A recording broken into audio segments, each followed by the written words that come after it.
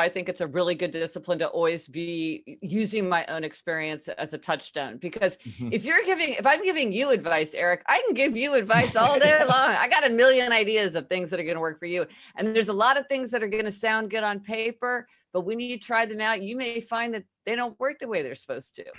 Now, before we start, a little context behind this session. This conversation with Gretchen Rubin was recorded live inside of one of my classes. Gretchen has spent years studying habits, happiness, and human nature. And what I appreciate most about her work is how little she believes in universal answers. In the session, she talks about why most advice fails, why nothing works for everyone, and why understanding yourself matters more than finding the best system. If you've ever tried to follow advice that just didn't seem to work for you, this conversation, it will help you understand why.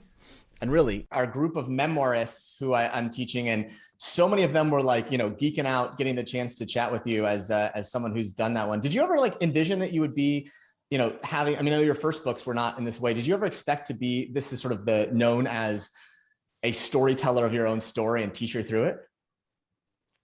No, I did not anticipate that. And it is very interesting to always be, sort of using myself as the lens through which I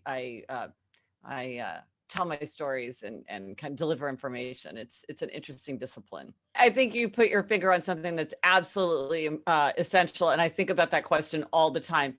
And so that's one of the reasons why I think it's a really good discipline to always be using my own experience as a touchstone. Because if I'm giving you advice, Eric, I can give you advice all day long. I got a million ideas of things that are going to work for you. And there's a lot of things that are going to sound good on paper, but when you try them out, you may find that they don't work the way they're supposed to. Right. And so I feel like it's a very important discipline to actually try something. And I'm not preaching if I'm telling myself what to do. Interesting. And that's essentially what I do is I tell myself what to do. I don't, I'm not trying to tell you what to do, but it's more that you're like, oh, seeing what she's learned and what she's tried, that makes me want to try something myself. And so it does get rid of that preachiness, because I'm not preaching to you. And the thing that it's really taught me, and I think this is something that if I hadn't been always looking to my own experience, I don't think I would have seen.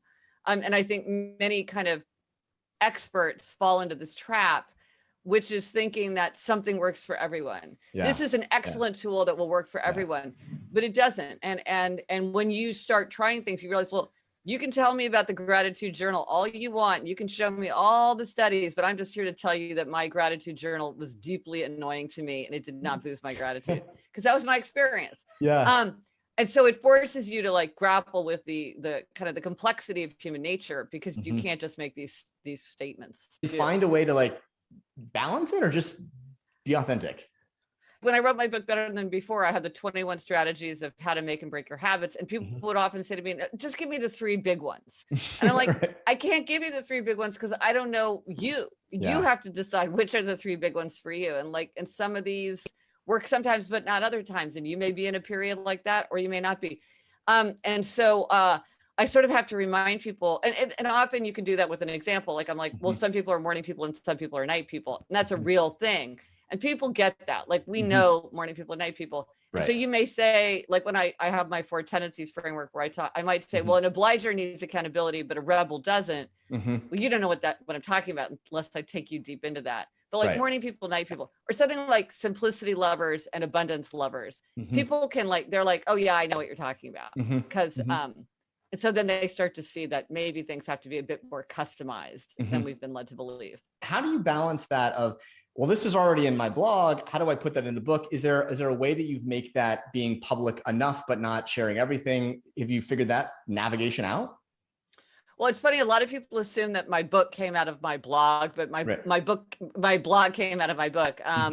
But one of the things that I would say, and this is just my own, is I don't worry about people running into stuff over and over again, because it's such a big world. If I tell are you even going to remember it? I mean, so everybody we know sometimes tells a story more than one time. Yep. And maybe if it's a story that I love, maybe you'll hear me tell it a couple of times, but I don't get too worked up about that. And I certainly do not fall into the thing that you need a big reveal, because the big reveal doesn't work these days. I don't think you can't control the reveal unless, you're Disney Plus.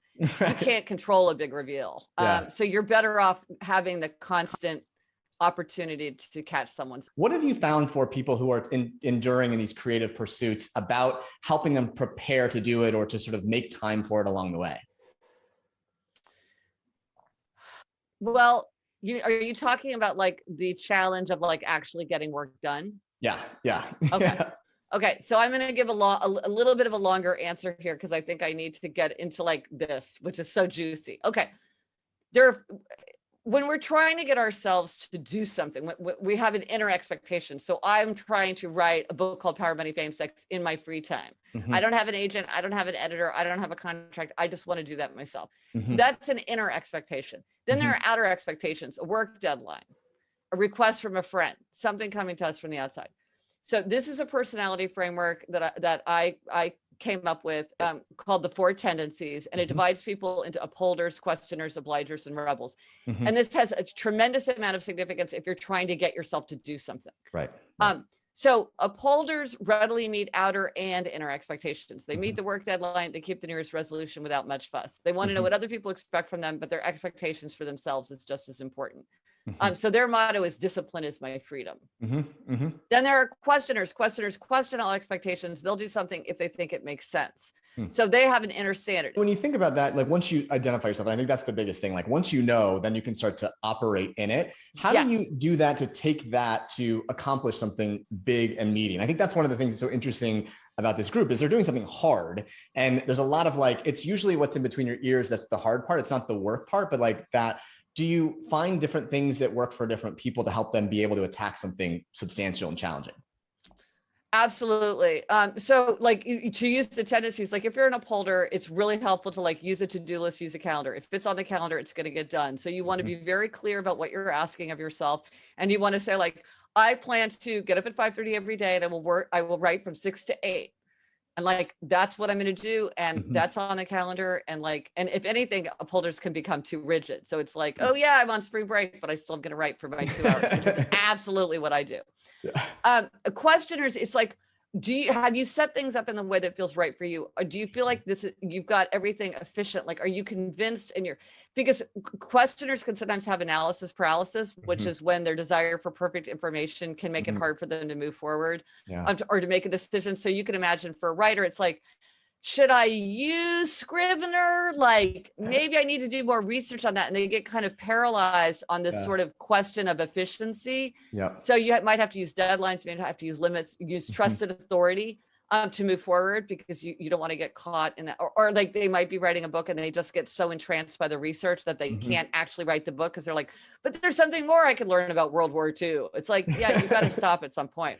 Yeah. Obligers, it's all about outer accountability. And when you see people doing things like NaNoWriMo, when you see people joining a lot of writing groups, using writing coaches, a lot of groups are about the ideas that you get, the encouragement you get, and if somebody's around you, you want to just remember, like, don't let them ignite those rebel tendencies, that rebel resistance, because sometimes people, they're trying to be helpful, but they actually get in your way because by encouraging you to do something, they ignite that spirit of resistance. You're a historian in you. So I have one last question. Then we'll do a fun little thing here. So, for folks that are, again, trying to build this really great community and this audience, how are some of the things that you would, if you go back to Gretchen, who's like kind of just starting out, to start to think about building that community, that audience that are going to become fans and friends and sort of part of your book? Are there things that you would recommend today in order to help build an audience and a community for your writings? I think everybody has to find their own way because everybody has a different subject. Everybody has a different audience and everybody has like a different level of comfort. But I will say a few things that I find myself saying to people when I'm like giving them their like happiness, bullying to writer. One is a lot of people feel very uncomfortable about being a brand. Yeah. Don't be a brand, be a voice. Yes. Like as writers, we all are comfortable with the idea of being a voice. What is your voice? You want to have a consistent voice or a surprising voice? What is your voice? So if people start talking to you about brand, you just translate that in your head to voice and you'll feel much better. Another thing is like when we're talking about engaging on social media, a lot of times people say to me, I don't like being self-promoting. It makes me feel bad. I don't like to do that kind of thing. Okay, I get it. Here's the thing. promote other people, shine a spotlight on the things you love and admire, let your freak flag fly and tell people about the things that you love.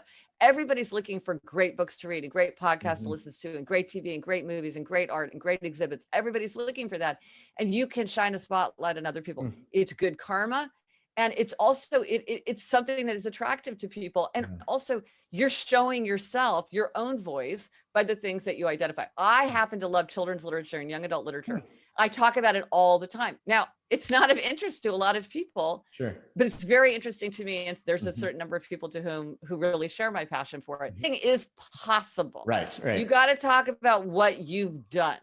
So, I mean, I will have people say things to me like, okay, well, you know, when I get ready to do this book proposal, like I have this idea for the site that's going to be really interesting. So I'll get like a lot of engagement there. And I'm like, yeah, see, that's not going to be compelling to agents and editors because they're going to be like, well, why hasn't this person done this already? Like the idea that it's going to be in the future, it's like, yeah, maybe not. Like, okay, let's see that. So it's like, start now.